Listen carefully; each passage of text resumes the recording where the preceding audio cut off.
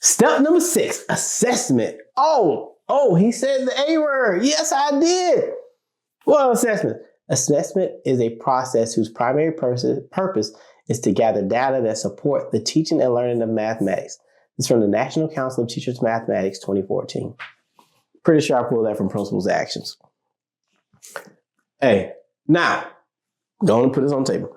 I don't believe in those big end of the year standardized state assessments where now in one shot child gets to show what they learn and they can do a paper, pencil, computer, and then we give them this output score and that's how I do not believe in that mess.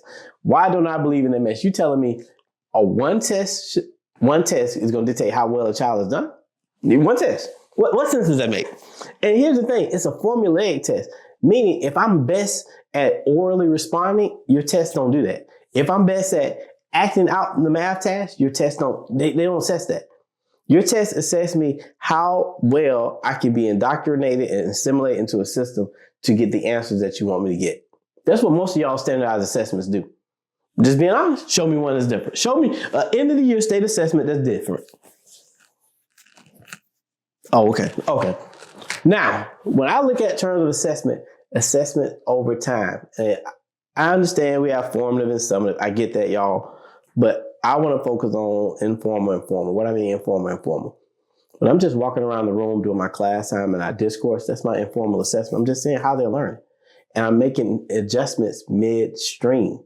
I'm not waiting to the end of your standardized test. I'm not even waiting until we get to a benchmark. I'm not waiting until we get to unit. I want to see how they're doing. If I do an end of class, I do a cool down or I do an exit ticket, that gives me an opportunity to get a more of a formal piece. But don't let that end of your standardized assessment be the thing that dictates how a child is doing. Oh my gosh, I am anti-big testing. I know it makes a lot of people a lot of money, but does it benefit children? If we really wanted to adequately assess them, we'll look at their growth over time. And then that's how we would give them feedback so they act upon and get better. Growth over time.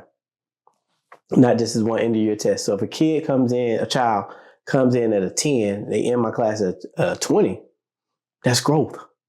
That's what I need to be looking at, as opposed to at the end, they just at a 20. What did they come in with?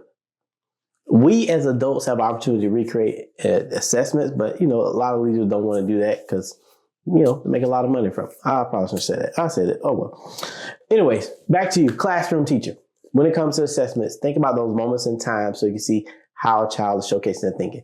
Earlier in the example, I showed you how we can use manipulatives. Think about it. If they're using manipulatives throughout the unit, when they get to a unit test, let them use manipulatives. If they want to showcase how they're understanding, let them use manipulatives. Let them draw a picture. Provide them multiple ways to showcase their thinking and understanding, not just, oh my gosh, did they write it in this written form?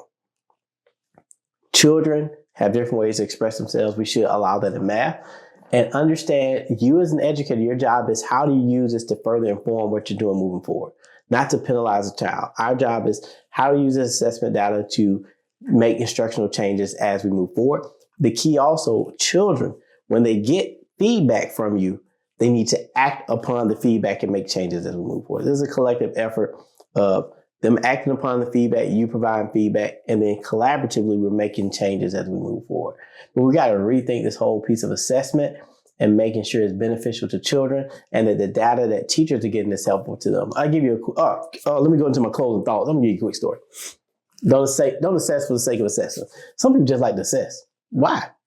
Like there's no written rule you have to do this number of assessments. So don't assess for the sake of assessing. Feedback must occur and action after the feedback. Stop over assessment. I'll give you a quick story. I won't say the name of this place, but I was working with a school. I won't even say the grade band. Within the school, at the end of the year, as I was working with them, I said, let's tally up about how many assessments you give over the course of the year. And I'm going to do some ballpark math. They did exit tickets every single day. So in this class, exit ticket every single day. They also did end of unit assessments every single unit. And there are about 10, ballpark, just for the sake of the numbers, there are about 10 unit assessments. Then they had quarterly assessments in the book. So you had your exit tickets every day, your unit assessments, about 10 of them, quarterly assessments, had about 4 of those just from the book. Then on top of that, the school had their own quarterly assessments. So you take the book assessment and then the school quarterly assessment. Then on top of that, the district had benchmark assessments.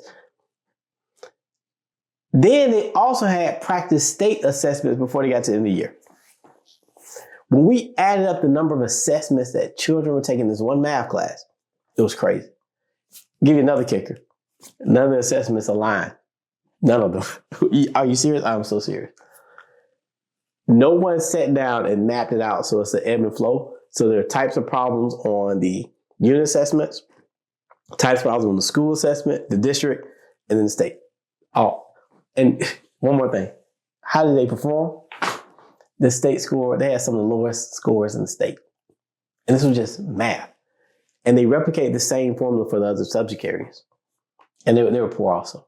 And I just asked the administrator, I said, what are you going to do different? We're going to keep doing it. So you're telling me all these assessments, children performing poorly, and you're going to keep doing it. Yep. Come on, children deserve better, y'all. Rethink this whole thing of the purpose of assessments. Rethink the purpose of assessments. That's disheartening, I'm going to be honest. Just because these are children, y'all. These are children that come, they give us their best. All they want to do is learn math. All we provide them that opportunity.